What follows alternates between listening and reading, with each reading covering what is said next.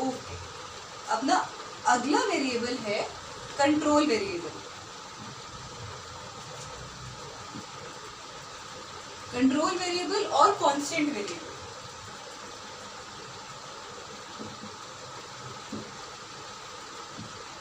ये कौन से वेरिएबल्स होते हैं?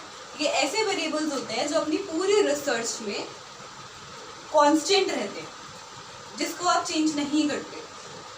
और ऐसे वेरिएबल्स जो पूरी रिसर्च को कंट्रोल भी करते हैं, कांस्टेंट भी होते हैं, चेंज नहीं होते, और कंट्रोल भी करते हैं, इसलिए इनको हम कंट्रोल वेरिएबल्स भी कहते हैं।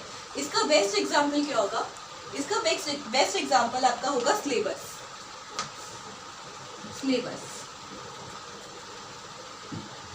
सिलेबस आपका पूरा सेमेस्टर चेंज नहीं होगा, सिलेबस के अकॉर्डिंग ही टीचर पढ़ाएगी और सिलेबस के अकॉर्डिंग ही स्टूडेंट पढ़ेगा। तो this variable is a constant variable, it can not be changed, and also this is the variable which is going to control our study in case of classroom communication, in case of teaching aptitude, and in case of research as well. अपने जो last के दो variables हैं, they are confounding variables and extraneous variable.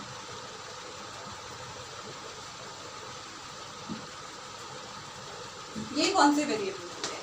एक्स्ट्रानियस variables की पहले बात कर लेते हैं हम लोग। एक्स्ट्रानियस वेरिएबल्स आर दोज वेरिएबल्स जो एक्स्ट्रा आ जाते हैं, अपनी रिसर्च के टाइम एक्स्ट्रा आ जाते हैं, बट हमारी रिसर्च पे इतना अफेक्ट नहीं पड़ता।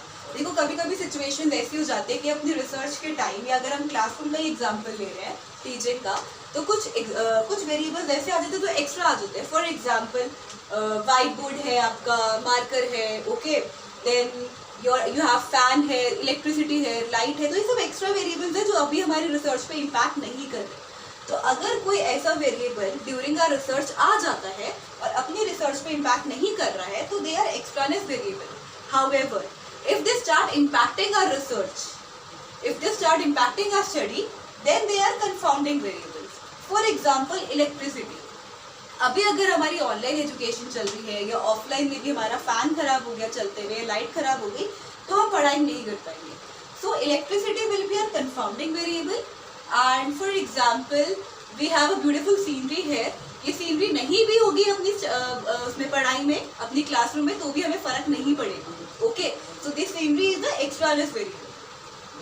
So these are the type of variables which we have learned today. I hope you guys understand. Thank you.